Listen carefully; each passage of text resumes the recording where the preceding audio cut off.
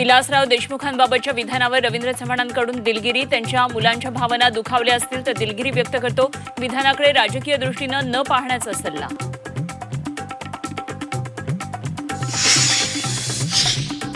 लोकांसाठी जगलेल्या माणसांची नावं मनावर कोरलेली असतात. लिहिलेलं पुसता येतं मात्र कोरलेलं नाही. अभिनेता रितेश देशमुख यांचा रवींद्र चव्हाणांना टोला. छत्रपती शिवाजी महाराज पाटीदार समाजाचे होते. सुरतमधील मेळाव्यात केंद्रीय मंत्री CR पाटलांचं वादग्रस्त विधान. मनपा निवडणुकांच्या तोंडावर विधानानं नवा वाद. छत्रपती शिवाजी महाराजांना जातीत अडकवू नका, ते विश्वपुरुष आहेत. संजय राऊतांचा CR पाटलांवर घणाघात. निवडणुकीच्या तोंडावर मराठी माणसाला डिवचण्याचा प्रयत्न होतोय, राऊतांचा आरोप. 8 जानेवारीला मुलाखतींचा महासामना. ठाकरे बंधूंपाठोपाठ मुख्यमंत्री देवेंद्र फडणवीसांची मुलाखत येणार. नागपूरसह 3 शहरात फडणवीसांची प्रकट मुलाखत होणार.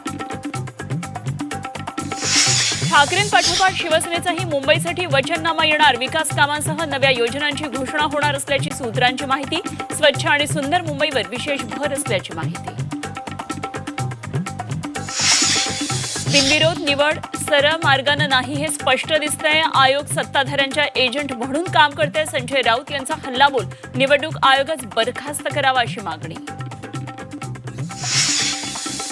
आमदार संग्राम जगताप बॉडीगार्ड PA मार्फत विरोधी उमेदवारांवर दबाव टाकतात. सुषमा अंधारेंचा आरोप. उमेदवारांच्या घराबाहेरचा बॉडीगार्डचा रिव्हॉल्व्हर सोबतचा व्हिडिओ पोस्ट. शरद पवारांचे होऊ शकले नाही ते नांदेडकरांचे काय होणार. अझदुद्दीन ओवेसींचा अजित पवारांवर हल्लाबोल. केवळ आडनाव पवार असल्यानं जेलमधून बाहेर असल्याचा टोला.